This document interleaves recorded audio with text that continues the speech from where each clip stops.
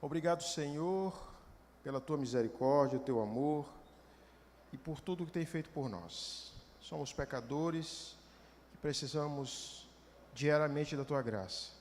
Ajuda-nos, Senhor, a vivermos aqui como cidadãos do céu. Ajuda-nos a testemunhar e ajuda-nos a entender que o Evangelho é para todos, como assim também é para nós. E te pedimos nesse momento que o Espírito Santo continue nesse local, que ele possa esvaziar as nossas mentes das coisas seculares e que possamos concentrar unicamente na mensagem. Usa-me com o teu poder, para que o que eu possa falar não seja eu que fale, mas que seja a tua voz para todos nós, em nome de Jesus. Amém. Amém. Como sempre, eu queria dar aqui boas-vindas aos nossos que acompanham online, nas redes sociais. Deus te abençoe, meu amigo, que essa mensagem seja frutífera para você. Como sempre, vamos abrir a Bíblia, o livro de João, o Evangelho de João. O Evangelho de João aí é o último evangelho dos 4 evangelhos, tá? No capítulo 4. Evangelho de João, capítulo 4, versos 3 a 7. João, capítulo 4, versos de 3 a 7. Na minha versão, ela diz o seguinte: deixou a Judéia e foi outra vez para a Galiléia. E era-lhe necessário passar por Samaria. Foi, pois, a uma cidade de Samaria chamada Sicar, junto da herdade que Jacó tinha dado ao seu filho José.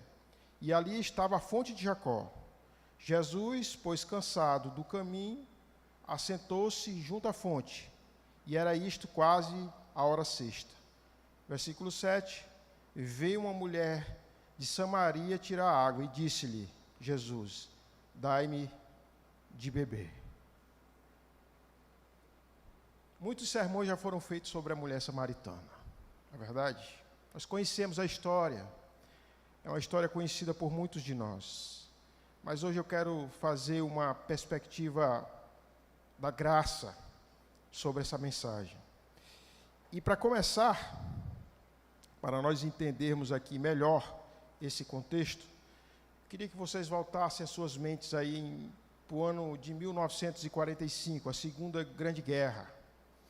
Ali, na Batalha de Okinawa, que era um dos cenários mais sangrentos da Segunda Guerra Mundial. E ali, no Monte Washoe Ridge, existia um homem franzino, cabelos lisos, que ele se recusava a pegar em armas. O nome dele era Demos Doss, um adventista do 7º dia. E durante o seu treinamento ali na guerra, ele foi ridicularizado pelos seus companheiros, que chegavam a jogar as botas nele porque ele estava orando.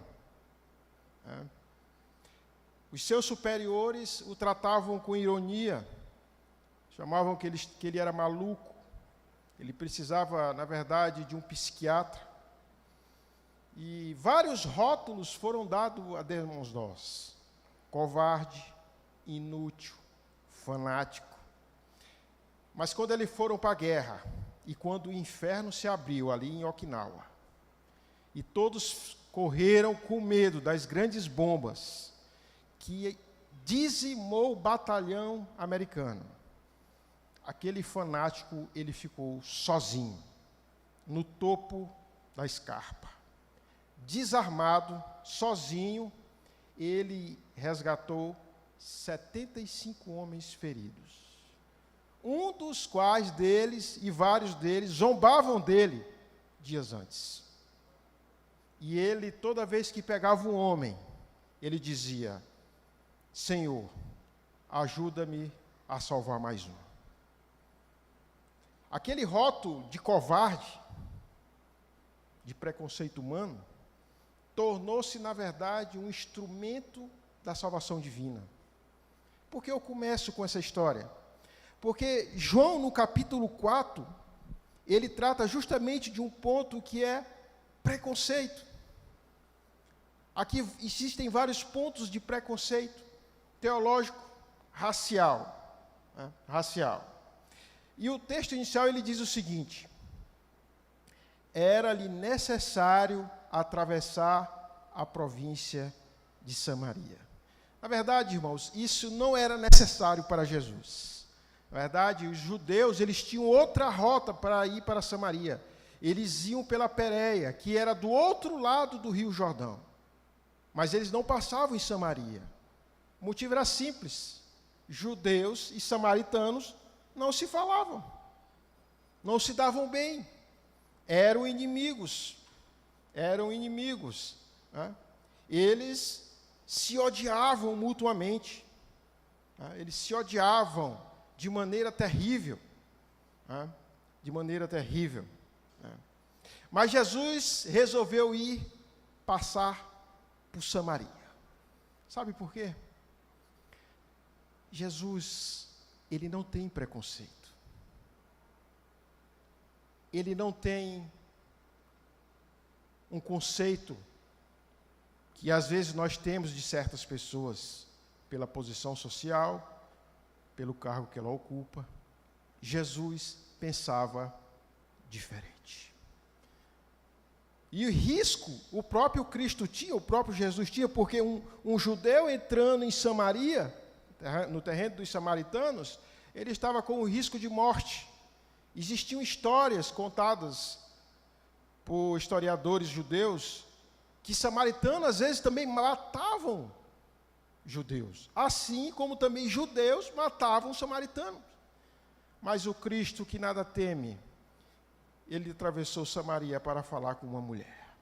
E o interessante é que se você pegar o capítulo 3 e comparar com o 4, existe um paralelo muito interessante. De que trata o capítulo 3? Jesus encontra quem? Nicodemos. Quem é Nicodemos? Primeiro, ele é homem. Segundo, a sua etnia, judeu, puro sangue, filho de Abraão.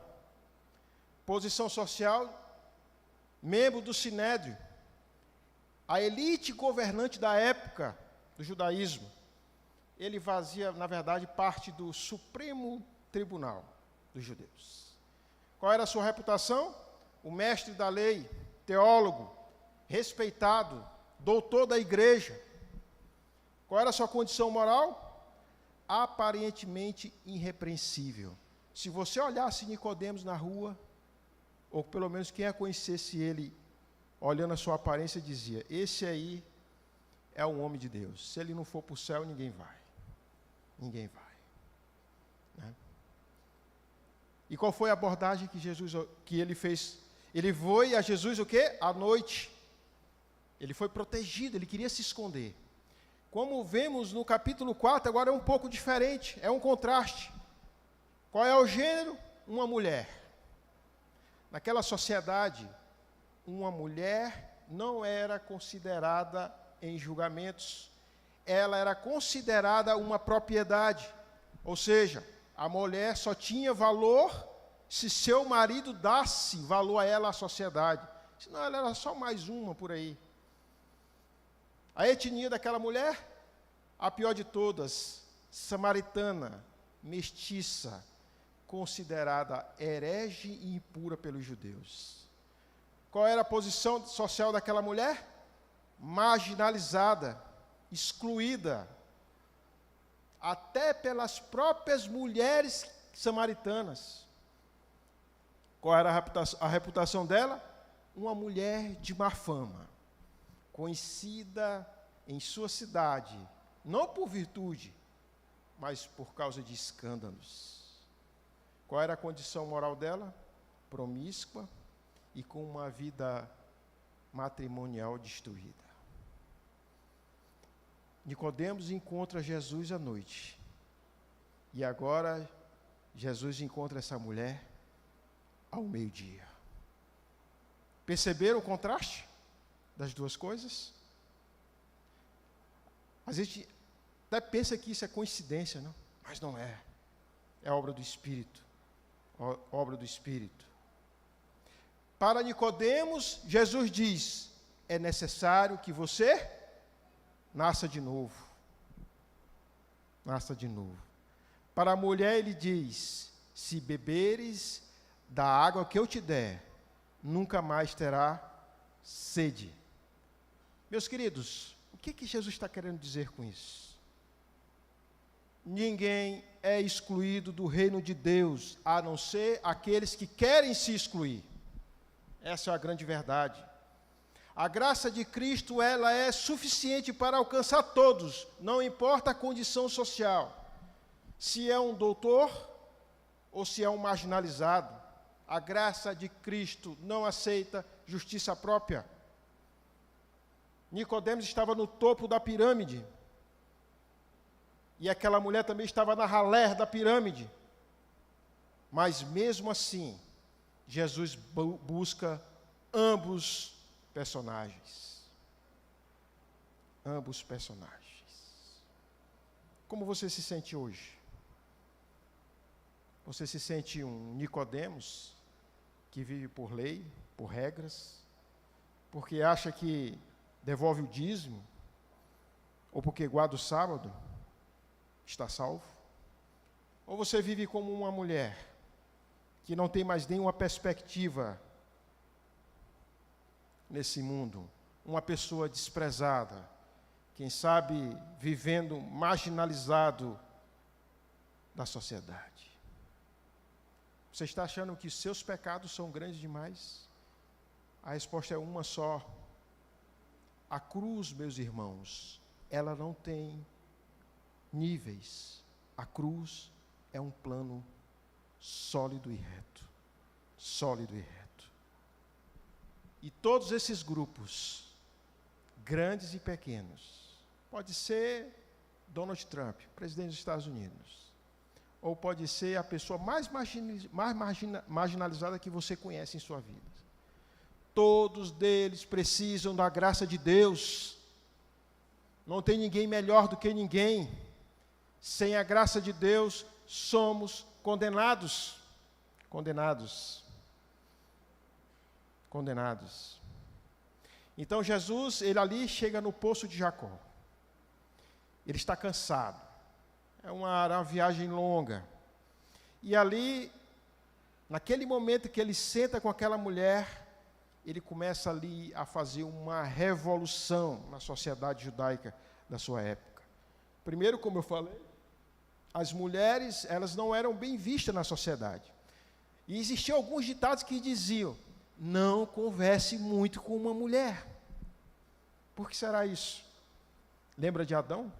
Que conversou muito lá com Eva, né? Eles tinham essa interpretação, né? Ele conversou tanto com Eva que ele foi persuadido a comer lá da fruta, né? Alguns judeus diziam: é melhor queimar as palavras da Torá do que entregar a uma mulher. Que uma mulher. Os fariseus, para vocês terem uma ideia, eles eram tão preconceituosos contra as mulheres, que eles não falavam com suas esposas em público. Se ele olhasse uma mulher na rua, passando por ele, ele fechava os olhos. Então, se você estivesse vivendo naquela época e encontrasse um fariseu com a testa rachada, sangrando, com certeza ele tinha visto uma mulher andando na rua. Era um muro racial. E essa inimizade começou ali em 722 a.C. Samaritanos eram vistos como pessoas mistas, uma raça híbrida, que misturou o sangue de Israel com outros povos, com os pagãos. E esse preconceito surgiu ali. E eles, na tentativa de adorar a Deus também, porque eles se consideravam filhos de Deus, assim como os judeus, inclusive esperavam o Messias. Eles fizeram ali no Monte Gerizim também um local de adoração. Alguns judeus diziam: comer pão de um samaritano é como comer carne de porco. Radical, né? Se vocês entenderem o que era a carne de porco no contexto judaico, era terrível, terrível, terrível. E a pergunta é: como nós tratamos os samaritanos modernos? Como nós tratamos as pessoas que são marginalizadas? Nós sabemos hoje que a sociedade dá valor àquilo que você tem. Se você tem um carro, você vale o quê? Carro. Se tem centenas de imóveis, você vale os imóveis que você tem. Se você não tem nada, você vale o quê? Nada. Não é verdade? Você não vale nada. Não vale nada. Não vale nada. Certa vez eu vi um diálogo de um pastor com um jovem que ele tinha sido expulso da igreja. Na verdade, ele tinha sido disciplinado da escola adventista, porque a escola adventista tem algumas regras, né? A menina não pode usar brinco, vocês sabem, né? Quem é adventista sabe, né? E homens não podem ter cabelos compridos, né? Longos. E ele tinha sido chamado a atenção, ele chamaram a família, não resolveu, então ele foi excluído da escola. E ele disse que queria falar com o pastor. O pastor, tudo bem, quero conversar com você. E quando ele foi conversar com o pastor, ele disse: esta escola está cheia de fanáticos. Estão expulsando da escola porque eu tenho os meus cabelos longos. O pastor, muito sábio, disse para ele: meu filho, talvez você esteja certo, mas eu quero também te dizer uma coisa. Existe também os fanáticos dos cabelos curtos. Existem os fanáticos das joias e dos fanáticos que não gostam de joias. Existem os fanáticos do liberalismo e os fanáticos do legalismo. Existem os fanáticos da calça, e aqui especificamente para as mulheres, e os fanáticos que não gostam das calças das mulheres. Existem os fanáticos da pregação do Evangelho e daqueles que não querem pregar o Evangelho, viver uma vida acomodada dentro da igreja. Sabe o que eles têm em comum? Qual a diferença desses dois grupos? Nenhuma. Nenhuma. Todos eles sofrem do mesmo problema.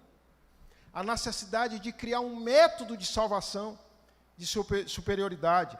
O legalista acha que tem que fazer tudo certinho. Ele não pode nem sorrir, que é pecado.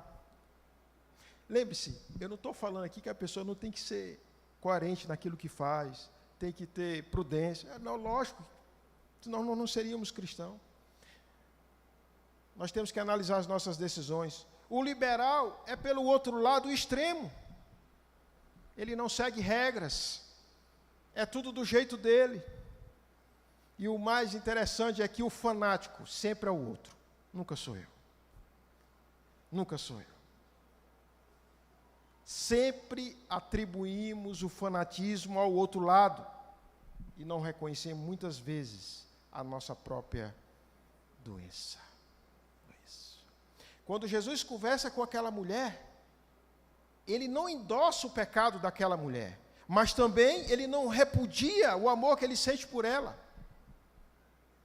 E a conversa avança. Jesus oferece para ela o quê? Água viva. Água viva. Água viva. Por que ele ofereceu água viva para aquela mulher? Aquela mulher, primeiramente, ela estava ali naquele poço, meio-dia, as razões eram óbvias, como eu falei antes, era uma mulher que estava com problemas sociais, morais, sociais, porque o comum era a mulher ir cedo, às 6 horas da manhã, quando o sol estava frio, para pegar a água, mas aquela mulher, ela foi meio-dia, por quê? Porque ela tinha quase certeza que não teria outra mulher ali para ela compartilhar. Só que quem estava lá era o Salvador. O Salvador. Ela chegou naquele poço para saciar aquilo que ela queria fazer na vida dela. Ela queria esquecer os problemas, a vida que ela vivia. E ela chega meio-dia, apenas para saciar a sua vontade. Né? E se nós olharmos de uma maneira para a nossa sociedade hoje, não é muito diferente. Hoje a nossa sociedade é uma sociedade hedonista. Você sabe o que é isso? É uma palavra meio que complicada, mas o hedonismo significa praticamente viva pelo prazer. Viva pelo prazer. É uma sede de materialismo. Fizeram uma pesquisa com 200 mil universitários.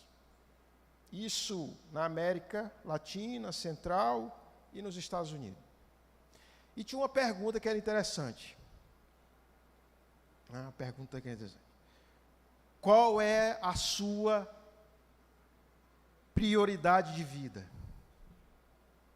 Adivinha o que 80% respondeu? Ganhar dinheiro. Ganhar dinheiro. Eu já vi pais que sacrificam a vida dos filhos para que eles façam medicina, mas eu nunca vi um pai sacrificar a vida de um filho para ele ser professor. Já viram? Já viram? Se tiver exceção. Ganhar dinheiro, para quê? Para preencher um vazio. Sabe, nós ganhamos dinheiro, não estou dizendo que ganhar dinheiro é ruim, claro que não, o dinheiro traz conforto, traz muita coisa, mas qual é o propósito? Se o propósito for apenas para saciar nosso ego, a nossa vontade, então, meus irmãos, o dinheiro não serve para nada. Não serve para nada. Porque às vezes queremos comprar coisas que não precisamos. Coisas para impressionar outras pessoas. E buscando ali, quem sabe, uma felicidade onde não existe. Muitas pessoas vivem assim. Mas a Bíblia, ela expõe totalmente o inverso disso. A vida de um homem não consiste na abundância dos seus bens que ele possui. Lucas, capítulo 12, verso 15. Mateus 6,33 diz: buscai em primeiro lugar o reino de quem? De Deus. Jesus, em Mateus também 6,21, ele diz: aonde está o teu tesouro, aí está o quê? O teu coração. Veja, irmãos, aonde está o nosso coração hoje? Aonde está? Outro ponto interessante é que também falando do hedonismo, nós vivemos hoje na verdade isso já existia, não é novo. É a síndrome do Dom Juan. Sabe o que é isso? Que é especificamente para os homens, né? Ele se torna um caçador de mulheres. Somente quando é jovem, né? Eu me lembro que eu caí nessas loucuras aí. Porque jovem é jovem, né? Sem juízo, secular. Então a gente tinha um troféu de garotas. A gente não queria nem namorar, a gente queria dar um beijinho ali, pronto, namorei com essa, com aquela. E engraçado que a gente queria fazer isso como um galã, um conquistador. Mas o que isso está nos ensinando? A viver uma vida frustrada dentro do casamento. Imagina um jovem que passou a vida inteira sendo um caçador de mulheres. Ele vai se contentar só com uma quando ele casar? Mas hoje isso está explicitamente nos comerciais, em tudo que nós vemos. O homem, ele trabalha para conquistar as mulheres. As mulheres. As mulheres. Outra coisa que nós vemos nessa sociedade hedonista é o problema da sexualidade. Uma vez eu era secular ainda, e eu me fiz uma pergunta muito interessante. Eu mesmo, nem era cristão, mas uma vez eu vi um comercial de cerveja, não vou falar o nome aqui, só que tinha uma mulher muito bonita no comercial. Mulher linda, perfeita, nariz afilado. E eu me fiz aquela pergunta: o que essa mulher tem a ver com cerveja? Vocês já se perguntaram isso? Certa vez eu passava aqui no outdoor, eu vi uma foto de um comercial de uma sandália, mas tinha sandália no canto e uma mulher quase nua nesse outdoor.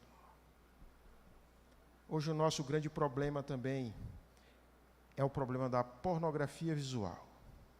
Ela está em todos os lugares. Tudo é ligado diretamente ao sexo, ao poder sexual. Inclusive saem escândalos de vez em quando aí de grandes figuras aí, né? Recentemente um famoso aí, um escândalo com bilionários aí nos Estados Unidos. Nós vivemos numa era assim que ensina promiscuidade para os nossos filhos e muitas vezes para nós, e às vezes nem percebemos. Um mundo hedonista. Viva pelo prazer. Eu até já falei aqui que uma vez eu me senti muito incomodado, porque ali onde eu moro, só do lado da minha casa tem 4 farmácias. Para que tanta farmácia, gente? Sabe por quê? Porque a cultura do hedonismo é essa. Está com dor, você não pode sentir dor. Está sofrendo, você não pode sofrer. Sabe, meu irmão, Deus não quer que ninguém sofra, mas o sofrimento faz parte daquilo que nós somos. Sabe por quê? Somos pecadores. Imagine aqui se ninguém sofresse. Se ninguém tivesse uma... Porque você sofre mesmo que você não acredite em Deus, você sofre. Você vai sofrer. Vai sofrer. Se ninguém sofresse, qual seria o significado da vida? Nenhum. Viva, comemos e bebamos, que amanhã morreremos. É o hedonismo, é epicurismo. Viva a vida hoje. Viva a vida hoje. Mas Deus, Ele faz uma coisa totalmente o inverso. Ele chama nós para a adoração, a santidade de caráter.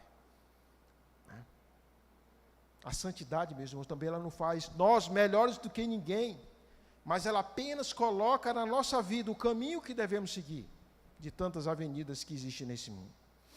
E voltando aqui para a mulher, Jesus ali conversando com ela, e aí ela pergunta para Jesus: Senhor, dai-me dessa água, para que eu não tenha mais sede, e que não tenha de vir aqui para tirá-la. Viu o problema dela? Ela não queria estar ali. Ela estava ali por necessidade. E Jesus agora, ele muda o diálogo completamente. A mesma coisa que ele fez com Nicodemos. Quando Nicodemos contou lá o currículo dele, de quem que ele era e tal, veio conversar contigo à noite aqui, veio conversar, eu quero saber o que tu tem para dizer. Jesus muda a conversa com ele também, como muda com a mulher. Qual é a pergunta que Jesus faz para ela? Tu quer beber? Vai lá e chama teu marido. Que confusão, né? Ela fala, marido? E ela foi sincera, Senhor, eu não tenho marido. Eu não tenho marido. E Jesus disse, disseste bem, porque tu já teve 4 e o 5º não é teu. Gente, essas palavras de Jesus parecem que, se a gente for olhar numa perspectiva não espiritual da coisa, a gente pensa que ele está querendo humilhar a coitada da mulher, né? Não, ele não quer. Ele não quer mulher. E o que é que ela diz? Sim, Senhor. Eu vejo que tu és um profeta e tu sabe o que tu está dizendo. Sabe o que Jesus queria que ela fizesse? Que ela assumisse publicamente na presença dele que ela era uma pecadora. Nicodemos não fez. Não naquele momento. Aquela mulher, ela fez. E aí você olha assim, mas por quê? Será que não é uma humilhação? Irmãos, a cura para nosso ser humano começa a partir do momento que dizemos quem nós somos. Se você não acha que é pecador, seu lugar não é nem nessa igreja. Pode sair. Pode sair. Martinho Lutero, ele dizia que Deus fala 2 palavras aos homens: a lei e o evangelho. A lei fere, o evangelho cura. A lei condena, o evangelho salva. João Calvino disse: a lei é a face séria do Evangelho. Jesus ali, ele usa a lei, chama teu marido, não para trazer a realidade do pecado daquela mulher, mas como disse, para ela admitir que ela era uma pecadora necessária da graça de Deus. É isso que Jesus está dizendo para ela. E o interessante, como eu falei, ela não foge. Vocês já viram que a pior coisa que existe, estava vendo lá numa pesquisa, que uma das coisas mais difíceis de se dizer, sabe qual é? Me desculpe, eu sinto muito, eu sinto muito, eu sinto muito. E esse é um aspecto, como eu falei, quando você admite aquilo que você... Aí que começa o processo da cura. Eu, quando era jovem, eu frequentei o Rotaract, não sei se vocês conhecem, era um clube de jovem do Rotary. E uma das nossas retribuições era ir nos alcoólicos anônimos. E às vezes eu sentava ali, né, para entender o contexto, mas o que eu achava interessante, quando eu estava fazendo esse sermão, e eu coloquei esse contexto aqui, é que aparecia assim: eu sou José, eu sou alcoólatra, eu sou Maria, eu sou dependente. Não havia teatro, havia verdade, havia dependência. Gente que não se escondia, talvez, não se escondia através de uma conta bancária, não se escondia através de uma roupa bonita, existia sinceridade. Jesus queria ouvir daquela mulher que ela apenas dissesse: eu sou pecador. E Jesus faz ali uma declaração que ele não tinha feito para ninguém publicamente. Ninguém. A primeira declaração que Cristo se declara como Salvador. Ele disse: eu sou o que falo contigo. Ele não tinha feito isso para ninguém, somente para os discípulos. Mas nunca tinha feito uma declaração pública para uma mulher, para uma mestiça e para uma mulher adúltera.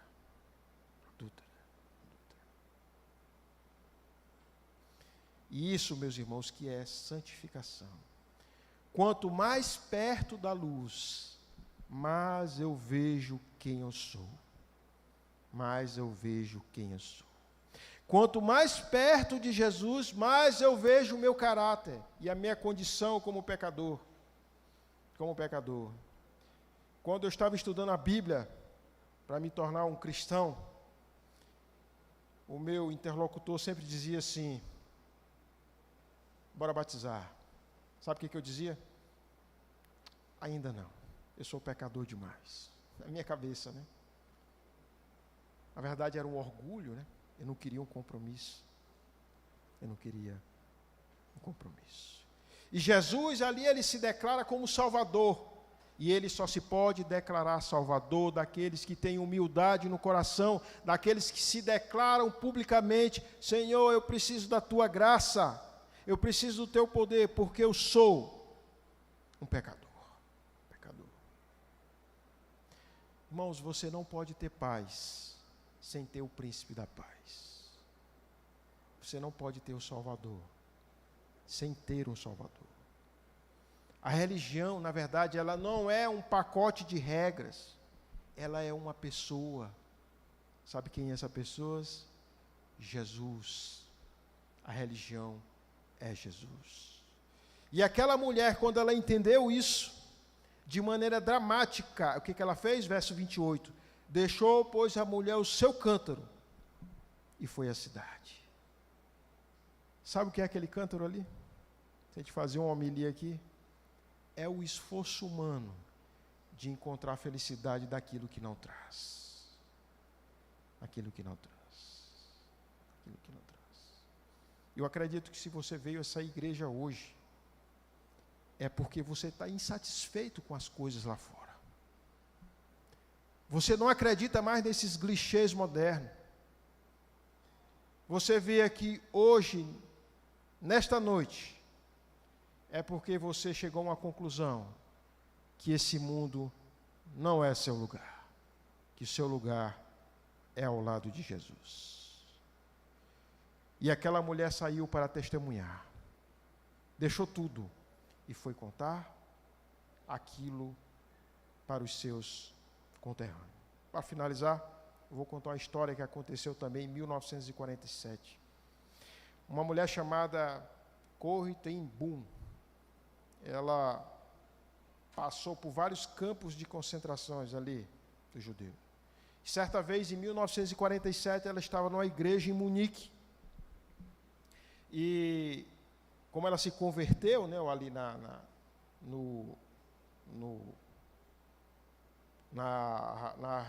apreensão nazista, ela se converteu, então ela resolveu ali depois da guerra pregar o evangelho para toda a Europa, né, o que fosse possível. E uma vez ela estava numa igreja em Munique e ela fez uma palestra e ali, no momento da saída, um homem estendeu a mão para ela. Quando ela olhou para o homem, na verdade, era um dos piores carrascos que existiam ali dos nazistas. Um dos piores. Ela viu aquele homem matar dezenas de pessoas na sua frente. E aquele homem naquela igreja estendeu a mão para ela. E ela não sabia o que fazer. E ela orou para Deus: Senhor, me ajuda, porque eu não consigo. E ela, depois de uma breve oração, ela estendeu a mão para aquele homem. Irmãos, por que eu estou contando essa história? Talvez você esteja aqui hoje, nessa noite, vivendo talvez como um Nicodemos da vida, cheio de arrogância, desculpa a palavra, mas é isso que nós somos. Ou talvez está sendo uma pessoa que é marginalizada pela sociedade. E eu sei que muitas vezes a coisa mais difícil da vida de uma pessoa, e eu não vou falar brincando, vou falar sério, é aceitar Jesus como Salvador. É uma das coisas mais difíceis, ou digo praticamente impossível, se não for uma obra do Espírito Santo. Uma obra do Espírito Santo. Eu sei que não é difícil, mas se você ora, se você é sincero, Jesus, Ele é a fonte da água da vida, que espera apenas que você dê o primeiro passo. Ele deu o primeiro passo. E eu te convido nessa noite, se você está ainda vivendo uma vida que não tomou a decisão ainda por completo, talvez você ainda está em dúvida do Evangelho, meu amigo, eu faço um apelo para você. Aceite Jesus. A vida é curta. A vida é curta. Todos nós aqui um dia, se Jesus não voltar, vamos perecer. Mas se estivermos do lado certo, o perecer será temporário. Eu vou sair daqui, eu não lembro do rosto de todo mundo. Mas eu vou pedir a Deus que no céu eu encontre todos que estão aqui. Então faça isso no seu coração. Abra seu coração e entregue a Jesus. Nós viremos agora um louvor especial. E eu quero que você medite nessa parte. Não importa o que você é, não importa o que você já foi, não importa, o que importa é fazer o primeiro ato de confiança. Assuma que é um pecador, porque Jesus quer torná-lo como rei.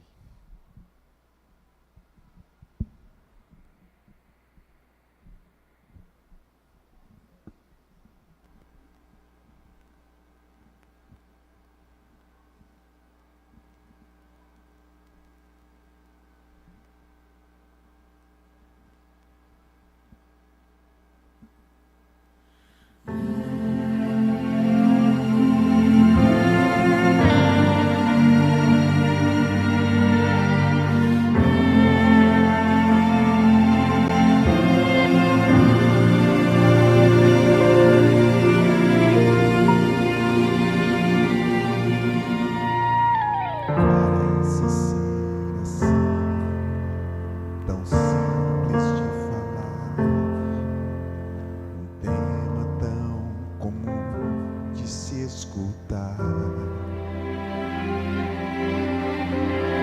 Quero te contar do amor de Deus, mas não sei por onde começar. É tão profundo, imenso,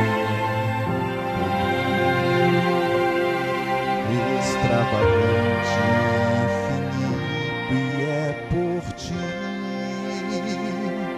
Todo mal que eu fiz não pôde me afastar do amor de Deus por mim pra me salvar.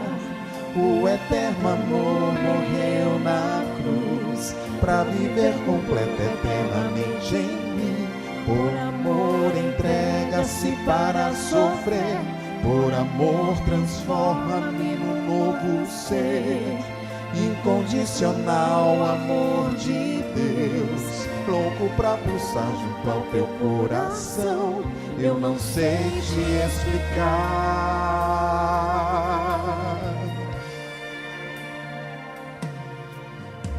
Canções que já cantei, poemas que já li, e as tentativas que eu já fiz não vão compreender, não sabem descrever o amor que Ele é e tem por mim. Quem dará vida pra morrer no meu lugar? Tem um amor inexplicável a me amar. Todo mal que eu fiz não pôde me afastar do amor de Deus por mim pra me salvar. O eterno amor morreu na cruz pra viver completo eternamente em mim. Por amor entrega-se para sofrer, por amor transforma-me num novo ser. Incondicional amor de Deus, louco pra pulsar junto ao teu coração. Eu não sei te explicar. E de tal maneira, Pelo amor Ele me dá. tenho salvação em sua luz. Todo mal que eu fiz não pôde me afastar do amor de Deus por mim pra me salvar. O eterno amor morreu na cruz pra viver completo eternamente em mim. Por amor entrega-se para sofrer, por amor transforma-me num novo ser. Incondicional amor de Deus, louco pra pulsar junto ao teu coração. Eu não sei te explicar.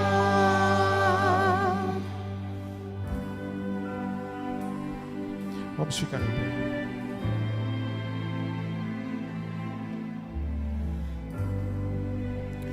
Obrigado, Senhor, pela tua graça, pelo teu poder. Quando nos declaramos, Senhor, como pecadores, a tua palavra diz que tu se revela como Salvador. Então ajuda-nos, Senhor, a tirar todo tipo de preconceito, de arrogância, ou de qualquer coisa que atrapalhe o Senhor a aceitarmos a Ti como nosso Salvador. Somos pecadores, nem muitas vezes nossas decisões são fáceis, Senhor, mas acreditamos que o poder do Espírito Santo, Ele é muito maior, muito mais poderoso, porque Ele também é o Criador de todas as coisas. E Tu nos formaste, Senhor, cada parte do nosso corpo, cada átomo, porque Tu nos ama. Veio do céu para nos salvar. Então, Senhor, salva a cada um de nós. E ajuda-nos, Senhor, a entender a beleza do Evangelho. Não importa se existam pessoas que são ricas, poderosas, ou se existe um marginalizado sofrendo, Senhor, o teu amor é igual para todos. E queremos reconhecer esse amor como uma dádiva para perdoar os nossos pecados e nos levar para o céu. Te pedimos em nome de Jesus. Amém, Senhor.